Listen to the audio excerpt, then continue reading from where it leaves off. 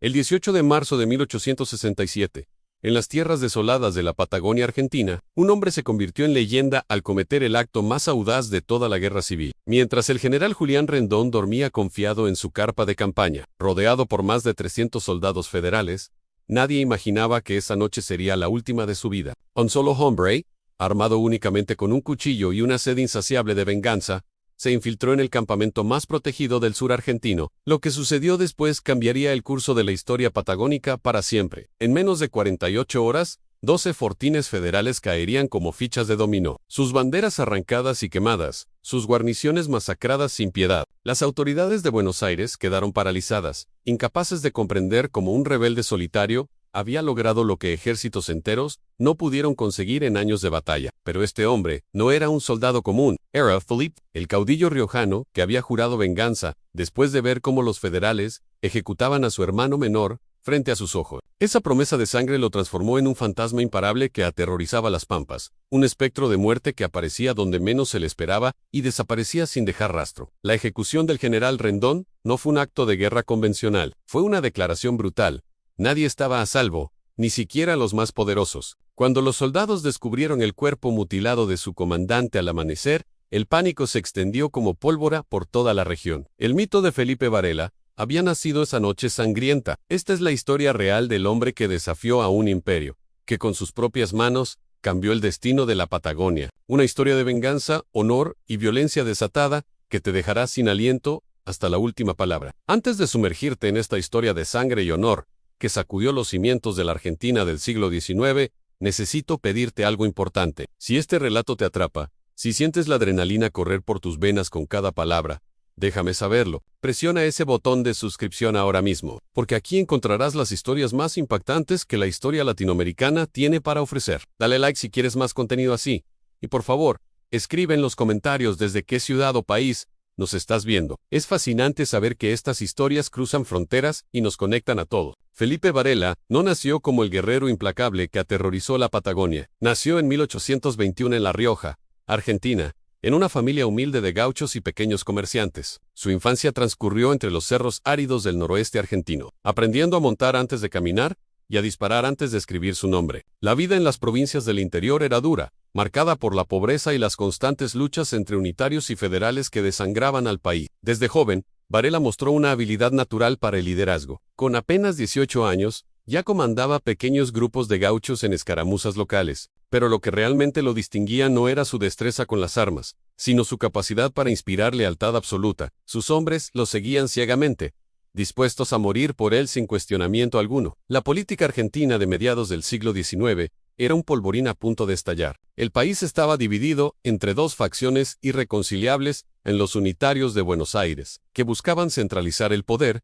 y los federales del interior, que defendían la autonomía provincial. Varela se alineó naturalmente con los federales, viendo en ellos la defensa de su tierra y su gente contra la opresión porteña. Pero nada lo preparó para la tragedia que definiría su destino y lo convertiría en el vengador más temido de la Patagonia. El año 1863 marcó un punto de inflexión en la vida de Felipe Varela. Su hermano menor Antonio Varela, apenas un muchacho de 20 años, había sido capturado por las fuerzas federales del general Julián Rendón durante una emboscada cerca de Chilecito. Antonio no era un guerrero experimentado como Felipe, era un idealista que había tomado las armas por lealtad familiar más que por convicción política. Su captura fue consecuencia de su inexperiencia y mala fortuna. Las noticias del arresto llegaron a Felipe mientras estaba en campaña al sur de La Rioja. Inmediatamente cabalgó durante 3 días, sin descanso, para llegar al campamento donde mantenían prisionero a su hermano. Llegó exhausto, cubierto de polvo y desesperación, solo para encontrar las puertas del fortín cerradas. El general Rendón se negó a recibirlo, enviando un mensaje cruel a los traidores: no negocian con traidores. Felipe acampó fuera del fortín durante 2 días, rogando audiencia, ofreciendo su propia vida a cambio de la de Antonio. Pero Rendón era conocido por su brutalidad y su odio hacia los rebeldes provinciales. Para él, los hermanos Varela representaban todo lo que despreciaban gauchos alzados que desafiaban la autoridad de Buenos Aires. No habría misericordia. El tercer día, al amanecer, Felipe fue despertado por gritos y el sonido de tambores militares. Corrió hacia el fortín y vio cómo arrastraban a Antonio al patio central. Su hermano tenía el rostro desfigurado por la tortura.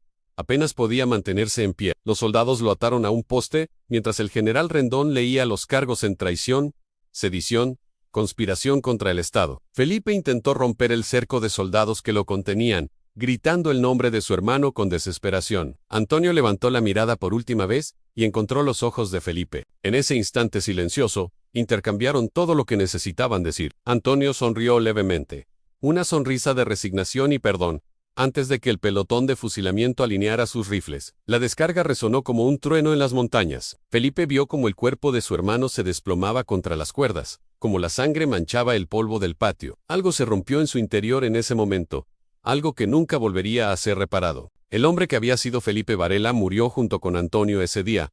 Lo que quedó fue pura sed de venganza. El general Rendón ordenó que arrojaran el cuerpo de Antonio a una fosa común, sin ceremonias ni respetos. Prohibió a Felipe recuperar los restos bajo amenaza de sufrir el mismo destino. Fue el insulto final, la humillación que selló el destino de Rendón. Mientras los soldados dispersaban a la multitud, Felipe Varela hizo un juramento silencioso sobre la tumba sin marcar de su hermano. Durante los siguientes días, Felipe desapareció. Sus hombres lo buscaron por toda la provincia sin éxito. Había abandonado sus campamentos, sus caballos, todo. Algunos pensaron que había huido a Chile, otros que la pena lo había enloquecido y vagaba por las montañas como un espectro. Pero Felipe no había huido ni enloquecido, estaba preparándose. Se refugió en una cueva aislada en las sierras, donde pasó semanas en soledad absoluta. Allí, entre las rocas y el silencio, Felipe Varela se transformó. Dejó de ser un caudillo que luchaba por ideales políticos y se convirtió en un instrumento de venganza pura. Afiló sus cuchillos hasta que podían cortar el aire. Practicó movimientos silenciosos hasta que podía moverse como una sombra. Cuando finalmente emergió de su retiro, era irreconocible. Sus ojos, antes llenos de pasión y vida, ahora brillaban con una frialdad mortal. Su cuerpo, siempre robusto, se había vuelto nervioso y ágil, como el de un puma. Los pocos que lo vieron en esos días dijeron que ya no parecía humano. Era la muerte misma vestida con poncho gaucho, cabalgando hacia su destino inevitable, a la ejecución del general Julián Rendón. En marzo de 1867, 4 años después de la ejecución de Antonio, Felipe Varela recibió la información que había estado esperando. Sus espías le informaron que el general Rendón había establecido su cuartel general en un fortín cerca del río Chubut, en plena Patagonia. Rendón comandaba una guarnición de 300 hombres y 12 fortines satélites que controlaban todo el territorio circundante. Era prácticamente inexpugnable. Pero Varela no buscaba una batalla convencional. Durante años había estudiado los movimientos de Rendón, sus hábitos, sus debilidades. Sabía que el general era arrogante, confiado en su superioridad numérica. Esa arrogancia sería su perdición. Felipe comenzó a planificar lo que parecía una misión suicida: infiltrarse solo en el campamento enemigo y ejecutar a Rendón con sus propias manos. Sus lugartenientes intentaron disuadirlo. Era una locura, argumentaban. Incluso si lograba entrar en el campamento, nunca saldría vivo. Había guardias, perros, patrullas nocturnas, pero Felipe era inflexible. Esta no era una misión militar, era un asunto personal que solo él podía completar. Les ordenó que esperaran a 20 kilómetros del fortín principal, listos para atacar cuando recibieran su señal. Varela pasó 2 semanas observando el fortín desde posiciones ocultas. Memorizó cada patrulla, cada cambio de guardia, cada movimiento en el campamento. Identificó un punto débil, una quebrada en el lado norte donde el río erosionaba las defensas y los guardias rara vez patrullaban debido al terreno traicionero. Sería su punto de entrada. La noche elegida fue sin luna, perfecta para sus propósitos. Varela se despojó de todo, excepto un cuchillo largo de facón y un poncho oscuro. Se cubrió el rostro y las manos con carbón para volverse invisible en la oscuridad. A medianoche, comenzó su aproximación, moviéndose con la paciencia de un cazador que acecha a su presa más valiosa. El descenso por la quebrada fue traicionero. Las rocas mojadas lo hacían resbalar constantemente, pero Felipe avanzaba con determinación sobrehumana. Cada paso era calculado, cada respiración controlada. Tardó casi 2 horas en recorrer lo que normalmente hubiera sido una caminata de 20 minutos. Finalmente alcanzó el perímetro del campamento. Los perros fueron su primer obstáculo. Varela había preparado trozos de carne mezclados con hierbas sedantes que había conseguido de un curandero mapuche. Lanzó los trozos estratégicamente, y los animales los devoraron ansiosamente. En cuestión de minutos, los perros guardianes yacían dormidos, eliminando la primera línea de alerta del campamento. Ahora venía la parte más peligrosa. Varela debía atravesar el campamento completo, hasta la carpa del general, situada en el centro como símbolo de su poder. Se movió entre las tiendas como un fantasma, aprovechando cada sombra, cada momento de distracción de los centinelas. Su corazón latía con fuerza, pero su mente permanecía fría y enfocada. En un momento crítico, un soldado salió de su tienda para orinar justo en el camino de Varela. Felipe se congeló, completamente inmóvil, a solo 3 metros del hombre. El soldado bostezó, terminó su necesidad y regresó a su tienda sin notar la presencia mortal a pocos pasos. Varela esperó 30 segundos antes de continuar, consciente de que un solo error significaría su muerte. Finalmente, después de lo que pareció una eternidad, llegó frente a la carpa del general Rendón. Era más grande que las demás, decorada con los colores federales. 2 guardias flanqueaban la entrada principal, pero Varela había anticipado esto. Se deslizó hacia la parte trasera de la carpa, donde la lona tocaba el suelo. Con movimientos precisos, cortó una abertura pequeña y se deslizó al interior. El general Rendón dormía profundamente, ajeno a que su ejecutor finalmente había llegado. Dentro de la carpa, la oscuridad era casi absoluta. Varela permaneció inmóvil durante largos minutos, permitiendo que sus ojos se ajustaran a la penumbra. Gradualmente, pudo distinguir la silueta del general Rendón durmiendo en un catre militar, su respiración profunda y regular. Cerca de él, sobre una mesa improvisada, reposaban su uniforme y su pistola. El general estaba completamente desprotegido. Felipe sintió como la ira de 4 años amenazaba con desbordarse. Cada fibra de su ser gritaba por lanzarse inmediatamente sobre ese hombre y destrozarlo, pero se contuvo. No podía permitirse perder el control ahora, no cuando estaba tan cerca. Necesitaba que Rendón supiera quién lo estaba matando y por qué. La muerte tenía que tener significado. Con pasos silenciosos como plumas cayendo, Varela se acercó al catre. Su mano se deslizó sobre la boca del general, al mismo tiempo que la punta de su facón presionaba contra su garganta. Rendón despertó abruptamente, sus ojos abriéndose con terror al sentir el acero frío contra su cuello. Intentó gritar, pero la mano de Varela era como una prensa de hierro que ahogaba cualquier sonido. «Silencio, general», susurró Felipe con voz gélida, apenas audible. «Un solo ruido, y le abro la garganta antes de que pueda terminar de gritar. ¿Me entiende?» Asintis y Campré, en los ojos de Rendón, llenos de pánico, buscaron en la oscuridad el rostro de su atacante. Finalmente, asintió débilmente, comprendiendo que estaba completamente a merced de este intruso fantasmal. Varela aflojó ligeramente su mano de la boca del general, manteniendo el cuchillo firmemente presionado. «¿Me reconoce, general?», preguntó con un tono que destilaba odio contenido. Rendón entrecerró los ojos, tratando de identificar a su captor en la penumbra. «¿Soy Felipe Varela?», reveló el caudillo. La comprensión y el terror absoluto inundaron el rostro del general en ese instante. «Por favor», comenzó a suplicar Rendón con voz temblorosa. «Podemos negociar. Tengo oro. Puedo darle lo que quiera. Puedo ayudarlo a até». Pero Varela lo interrumpió presionando más fuerte el cuchillo hasta que una línea delgada de sangre apareció en el cuello del general. «¿Recuerda a Antonio Varela, el joven que ejecutó hace 4 años? Era mi hermano». Las palabras cayeron como sentencias de muerte. Rendón palideció aún más si eso era posible. Comenzó a temblar incontrolablemente, comprendiendo que no habría negociación de ni misericordia. Este era el ajuste de cuentas que había temido en sus pesadillas. El fantasma del pasado que venía a cobrarse su deuda de sangre. «Por favor», susurró desesperado. «Tengo familia, tengo hijos». Antonio también tenía familia, respondió Varela con voz cortante. «Tenía un hermano que lo amaba, y usted no solo lo ejecutó, sino que prohibió que lo enterráramos con dignidad. Lo arrojó a una fosa como si fuera basura. Esas fueron sus últimas órdenes sobre mi hermano. Ahora reciba las mías sobre usted». El general intentó una última súplica, pero Felipe ya había tomado su decisión años atrás. El movimiento fue rápido y preciso. Varela había practicado este momento miles de veces en su mente. El facón atravesó limpiamente la garganta de Rendón, cortando todo sonido, antes de que pudiera formarse. Los ojos del general se abrieron con shock final, sus manos agarrando inútilmente el arma que lo estaba matando. La vida se escapó de él en segundos que parecieron eternos. Felipe sostuvo al general mientras moría, mirándolo directamente a los ojos. Quería que el último rostro que Rendón viera fuera el suyo, el rostro del hermano vengador. Cuando finalmente el cuerpo quedó inmóvil, Varela lo recostó cuidadosamente en el catre. Limpió su cuchillo en el uniforme del general y tomó su pistola como trofeo. La primera parte de su venganza estaba completa, pero su trabajo no había terminado. Ahora venía lo que transformaría esta ejecución personal en una leyenda que aterrorizaría a toda la Patagonia. Felipe Varela no solo había venido a matar a un hombre, había venido a destruir todo lo que ese hombre representaba. Los 12 fortines federales caerían esa misma noche. Varela salió de la carpa del general muerto con la misma cautela fantasmal con que había entrado. Su corazón latía con fuerza, no de miedo sino de satisfacción brutal. 4 años de espera, de planificación, de dolor contenido.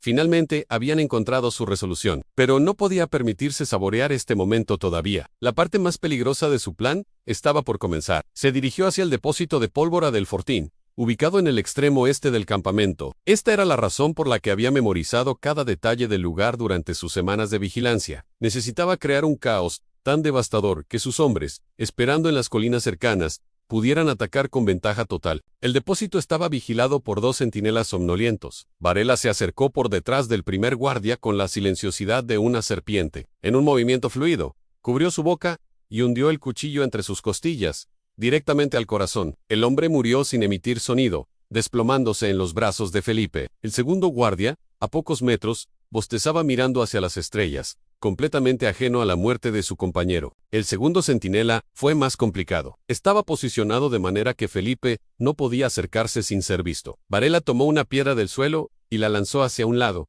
creando un ruido seco. El guardia giró la cabeza hacia el sonido, frunciendo el ceño. ¿Quién anda ahí?, preguntó nerviosamente. Fue su último error. En ese momento de distracción, Felipe saltó sobre él en la lucha. Fue breve pero intensa. El guardia era joven y fuerte, pero Varela peleaba con la desesperación de un hombre que no podía fracasar. Rodaron por el suelo durante segundos que parecieron eternos, hasta que finalmente el facón de Felipe encontró su objetivo. El guardia exhaló su último aliento con los ojos abiertos de sorpresa.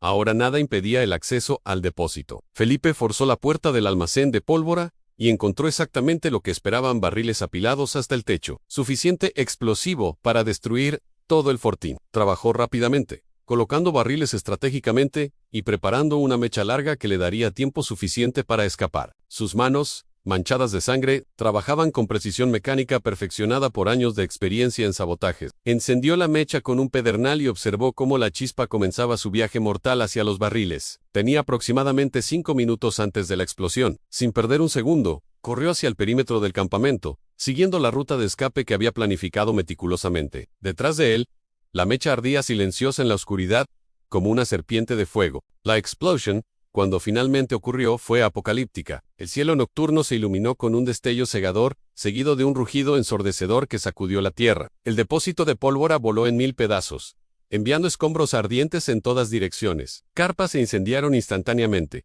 Soldados fueron lanzados por los aires como muñecos de trapo. El campamento se transformó en un infierno en segundos. El caos era total. Soldados medio dormidos corrían en todas direcciones, gritando órdenes contradictorias, buscando a sus comandantes. Los que corrieron hacia la carpa del general encontraron su cuerpo desangrado, multiplicando el pánico. Sin liderazgo claro y bajo ataque aparente, la disciplina militar colapsó completamente.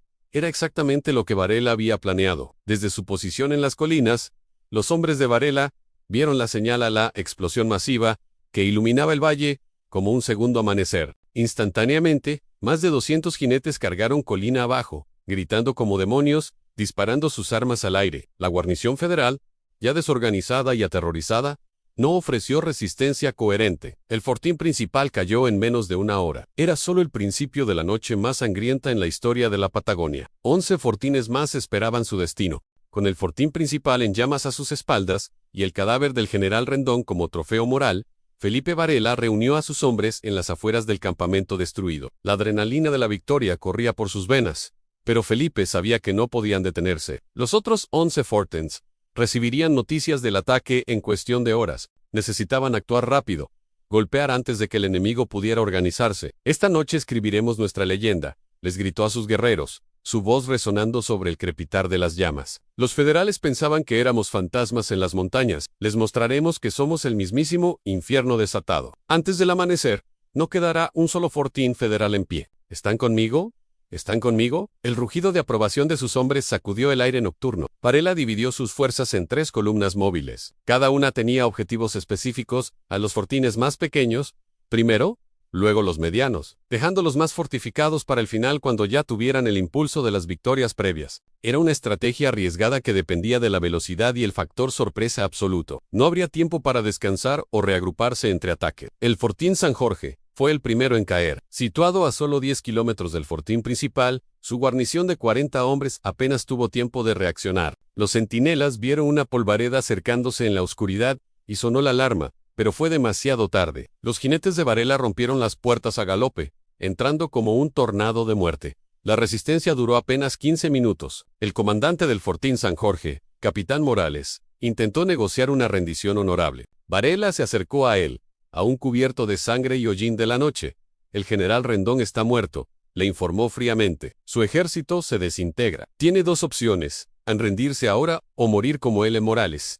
Viendo la determinación demoníaca en los ojos de Varela, ordenó a sus hombres bajar las armas. Fue uno de los pocos que vivió para contar la historia. Los fortines, La Esperanza y Río Seco, cayeron casi simultáneamente antes del amanecer. Las dos columnas de Varela atacaron coordinadamente, utilizando tácticas que había perfeccionado en años de guerra de guerrillas. Incendios, ataques relámpago, retiradas fingidas para atraer a los defensores fuera de sus posiciones protegidas. Era guerra psicológica tanto como física, diseñada para romper la moral del enemigo. En el fortín Río Seco, ocurrió el episodio más brutal de la noche. Los defensores, liderados por un fanático coronel apellidado Zárate, se negaron a rendirse incluso cuando era evidente que estaban perdidos. Zárate ordenó ejecutar a los prisioneros civiles que mantenían como rehenes, pensando que esto detendría el ataque. Fue su error fatal. Varela, furioso, ordenó que no se tomaran prisioneros militares en ese fortín. La masacre en Río Seco fue sistemática y despiadada. Los hombres de Varela no mostraron misericordia con soldados que habían ejecutado civiles. El coronel Zárate fue el último en morir, acorralado en su propia oficina, enfrentando a Felipe Varela, carao, carao. «Eres un monstruo», escupió Zárate con odio. Varela respondió fríamente a no, coronel, soy el resultado de sus propias acciones. Yo soy lo que ustedes crearon. El disparo resonó en la oficina vacía. Para cuando el sol comenzó a asomar en el horizonte, 5 fortines habían caído. Los hombres de Varela estaban exhaustos, cubiertos de polvo y sangre. Pero el caudillo no permitía descanso. Todavía quedan 7. Les recordaba constantemente. Los federales ya saben que venimos. Los siguientes serán más difíciles.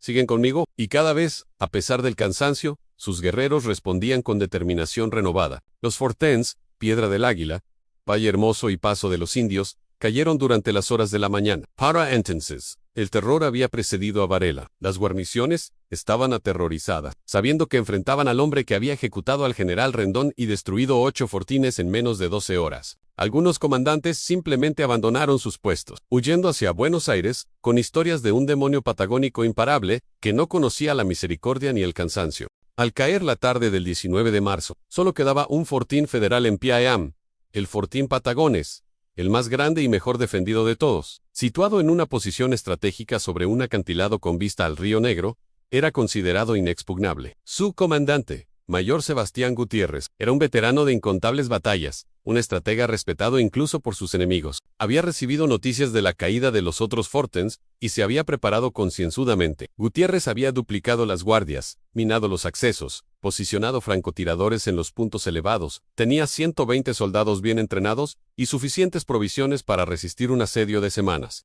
Cuando los vigías reportaron la aproximación de las fuerzas de Varela, el Mayo Ere sonrió con confianza. Aquí se detiene su racha de suerte, murmuró. No comprendía que no estaba enfrentando a un ejército convencional, sino a un huracán de venganza humana. Varela detuvo a sus hombres a 500 metros del fortín, fuera del alcance de los rifles. Estudió las defensas durante una hora completa, identificando fortalezas y debilidades. Sus lugartenientes sugerían esperar refuerzos, descansar, preparar un asedio adecuado, pero Felipe sabía que el tiempo era su enemigo. En Buenos Aires, las autoridades ya estarían organizando una respuesta. Necesitaba terminar esto ahora. Necesitaba que la leyenda fuera completa e indiscutible. «Van a pensar que estamos locos», dijo Varela a sus comandantes más cercanos, trazando su plan en la tierra. «Vamos a atacar directamente, de frente, contra sus mejores defensas. Pero no estarán preparados para nuestra ferocidad». Los veteranos intercambiaron miradas preocupadas. Era casi suicida, pero habían seguido a este hombre a través del infierno durante las últimas 24 horas. Si él decía que funcionaría, le creerían. El ataque comenzó al atardecer, cuando el sol poniente cegaba parcialmente a los defensores. Varela lideró personalmente la carga, cabalgando al frente con su poncho ondeando como una bandera negra de muerte. Sus hombres lo seguían gritando como poseídos, disparando, creando un caos sonoro destinado a intimidar tanto como a causar daño real. Era pura o locura militar, y precisamente por eso funcionó. Las minas explotaban matando caballos y hombres, pero los supervivientes simplemente saltaban sobre los cuerpos y continuaban avanzando. Los francotiradores derribaban jinetes, pero por cada hombre que caía, 2 más tomaban su lugar. Era una marea humana imparable impulsada por 24 horas de victoria continua y la creencia absoluta en su líder invencible. Los defensores, por primera vez, sintieron miedo. Mayor Gutiérrez, viendo que sus defensas exteriores colapsaban, ordenó una retirada organizada al fortín principal. Fue un movimiento táctico sensato que en circunstancias normales hubiera funcionado. Pero estas no eran circunstancias normales, y Felipe Varela no era un enemigo normal. Varela y sus mejores jinetes atravesaron la brecha en la retirada antes de que pudieran cerrar las puertas, transformando una retirada ordenada en caos desesperado. La lucha dentro del fortín fue cuerpo a cuerpo, brutal y primitiva. Varela peleaba como un demonio, su facón manchado de sangre brillando a la luz del crepúsculo. Encontró a Gutiérrez defendiendo el último bastión con un grupo de leales. El Mayo Ere, a diferencia de Rendón, era un hombre honorable que enfrentó su destino con valor. «Eres Felipe Varela», dijo con voz firme, «tu nombre será recordado». Varela asintió con respeto antes de que cruzaran armas por última vez. Cuando el sol finalmente se hundió completamente en el horizonte, el fortín Patagones había caído. Felipe Varela se paró en las almenas, contemplando el campo de batalla lleno de cuerpos y humo. 12 fortines destruidos en menos de 30 horas. Un general ejecutado, cientos de soldados federales muertos o dispersados. Un solo hombre, impulsado por venganza y determinación sobrehumana, había logrado lo imposible. Esa noche, mientras sus hombres celebraban y las hogueras iluminaban el fortín conquistado, Varela visitó la tumba improvisada donde habían enterrado a los caídos de ambos bandos. Se arrodilló en silencio, pensando en Antonio, en todos los hermanos perdidos, en el precio terrible de la venganza. Había logrado lo que juró hacer hace 4 años, pero mientras miraba los cuerpos sin vida, se preguntó si Antonio habría aprobado todo esto, si la venganza realmente había traído paz, o simplemente había creado más fantasmas para atormentar su alma. La victoria sabía cenizas en su boca, pero la leyenda de Felipe Varela acababa de nacer y viviría para siempre en la memoria de la Patagonia. La historia de Felipe Varela y su campaña relámpago de 1867 se convirtió en leyenda inmediata. Los periódicos de Buenos Aires publicaron relatos sensacionalistas sobre el demonio de la Patagonia, el caudillo que había ejecutado a un general en su propia cama y destruido 12 fortines en un solo día. Algunos lo pintaban como un monstruo sanguinario, otros como un héroe del pueblo. La verdad, como siempre, estaba en algún punto intermedio. Varela continuó luchando durante años más, pero nunca volvió a alcanzar la ferocidad de aquellas 24 horas. ¿Había vengado a su hermano? Había demostrado su punto. En 1870, enfermo y exhausto, cruzó a Chile donde murió en el exilio, pero su legado perduró. Los gauchos cantaban baladas sobre él, las madres asustaban a sus hijos mencionando su nombre, y los militares estudiaban sus tácticas durante generaciones. La venganza de Felipe Varela cambió el curso de la Guerra Civil Argentina. Demostró que un solo hombre con determinación suficiente podía desafiar imperios, pero también mostró el costo terrible de la venganza, las vidas perdidas y las almas destruidas en nombre de la justicia personal. Su historia permanece como advertencia e inspiración, un recordatorio de que en la frontera entre el heroísmo y la locura, a veces solo hay una línea delgada de sangre y honor.